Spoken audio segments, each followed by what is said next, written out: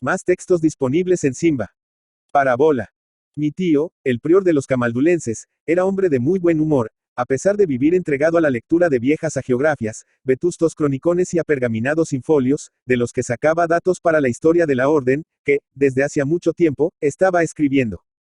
Yo pasaba entonces por una dolorosa crisis moral, debida no sé si a la seriedad con que tomé ciertas lecturas filosóficas, o al pesar que me produjo la muerte de mi Susana, una novia un poco diabólica que tuve, y a la que, probablemente por eso, amé con pasión. Lo cierto es que tuve una racha de misticismo y acudí en confesión donde mi buen tío, quien, con gran afabilidad, descargó mi conciencia del peso de algunos miles de gordos pecados, cometidos durante muchos años de descreimiento e impiedades. No se contentó mi buen tío con este aseo de mi alma, sino que, comprendiendo que mi estado moral y nervioso me ponían en peligro de caer en uno de estos dos abismos, la locura o el suicidio, me llevó al convento a fin de que las lecturas piadosas, la meditación y la paz de la celda contribuyeran a devolverme la paz del espíritu. En un principio la tranquilidad conventual me permitió concentrarme, y fueron más agudos mis dolores y más mortificantes mis recuerdos y meditaciones. Pero, poco a poco, la paz exterior fue invadiendo mi alma. Mi virtuoso tío acudía en las noches a la biblioteca del convento, en donde yo me había instalado, y entre la lectura de 2 enrevesados capítulos, disertaba conmigo sobre alguna cuestión architeológica, me refería a anécdotas y curiosidades históricas o me hacía alguna relación mística con sus puntas de picardia profana. A los 2 meses mi espíritu estaba ya curado y me parecían cortas las noches para escuchar la alegre charla de mi tío y sus claras y profundas disertaciones. No olvidaré decir que cada velada terminaba con una buena jícara de chocolate, como saben tomarlos los priores, toda vez que León Pinelo, teólogo y bibliófilo insigne, ha probado que el chocolate no quebranta el ayuno prescrito por el ritual para la consagración. Después, mi tío se iba a Maitines.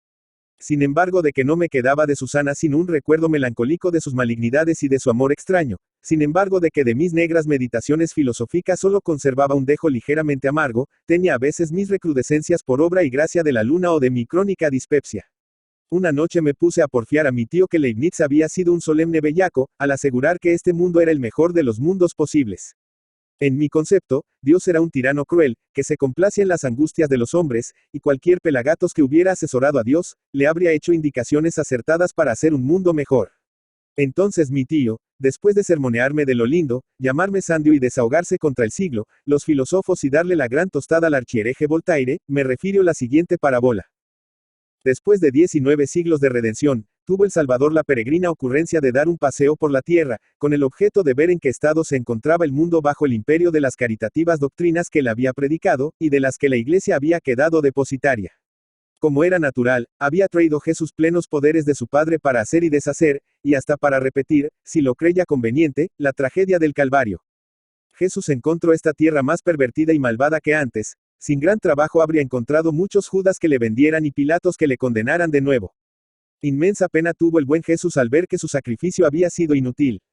Pero comprendió que gran parte de la culpa de ese desastre moral y del fracaso de la buena nueva se debía, ya a la solapada intoxicación de las almas, realizada por unos malos hombres llamados filósofos, ya a la errónea manera como habían popularizado sus doctrinas de fe, de piedad y de consuelo algunos de los encargados de la propaganda evangélica.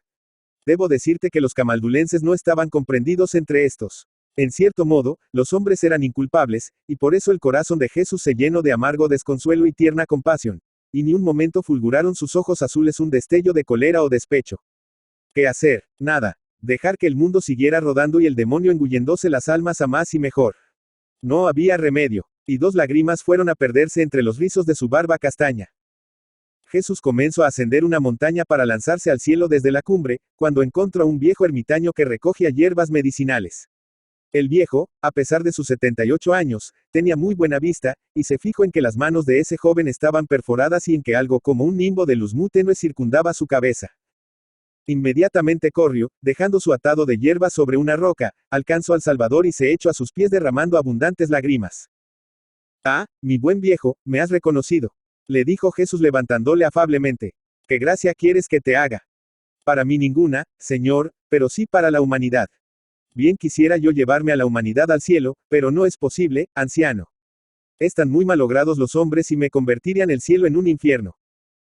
«Oh, Señor», siguió el anciano con candorosa ingenuidad, «la humanidad ha sufrido mucho por el pecado del primer hombre, que dio entrada al infortunio sobre la tierra. Si volvieras a ella tu mirada de perdón, volvería la felicidad a acariciar las almas.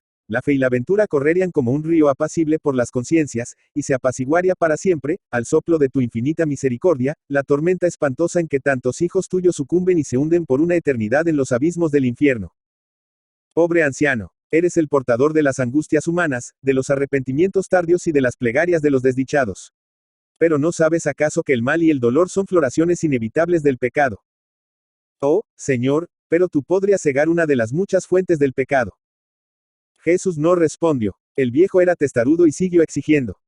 Si suprimieras la enfermedad, Señor. La enfermedad engendra la desesperación, Señor, y ella es el asidero del demonio para conducir a las almas a su horrible imperio. Bien, compasivo anciano. Voy a complacerte, desde hoy no habrá enfermedades.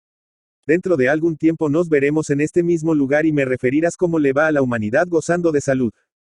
El cuerpo de Jesús se deshizo como un jirón de niebla súbitamente besado por un rayo de sol canicular, quedando en el espacio que ocupó su cuerpo un perfume superior al de todas las florestas.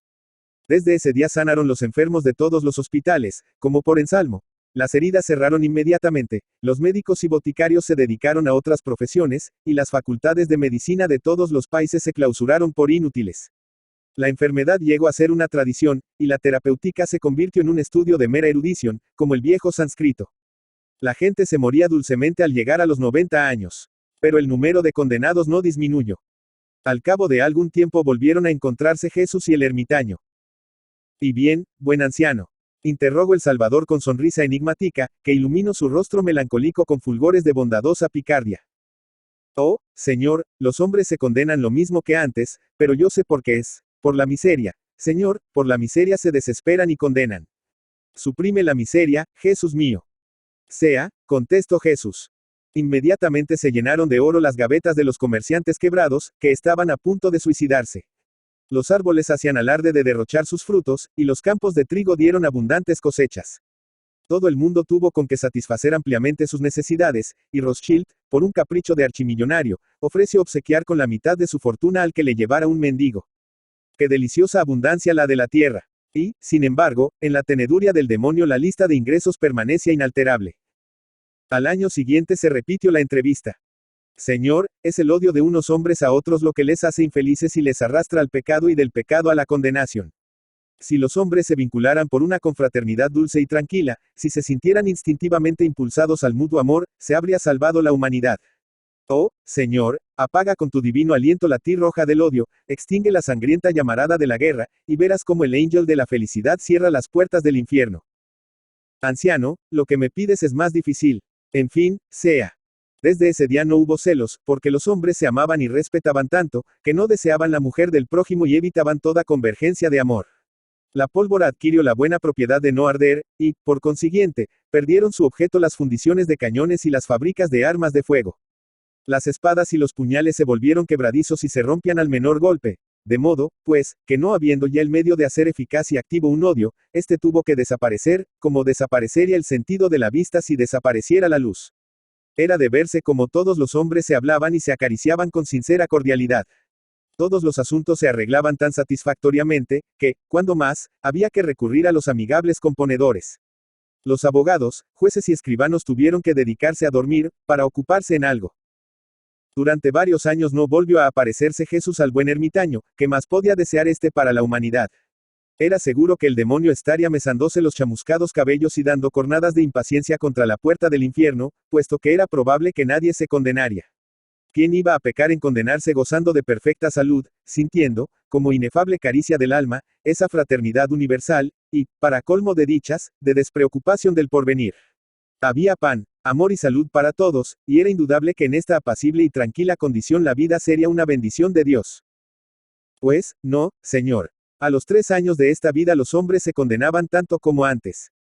Como nada se puede tener oculto, llegaron los hombres a saber que debían ese delicioso estado de fácil bienaventuranza a nuestro buen ermitaño, y un día enviaron delegados al anciano con una plegaria tan extraña que éste se horrorizó.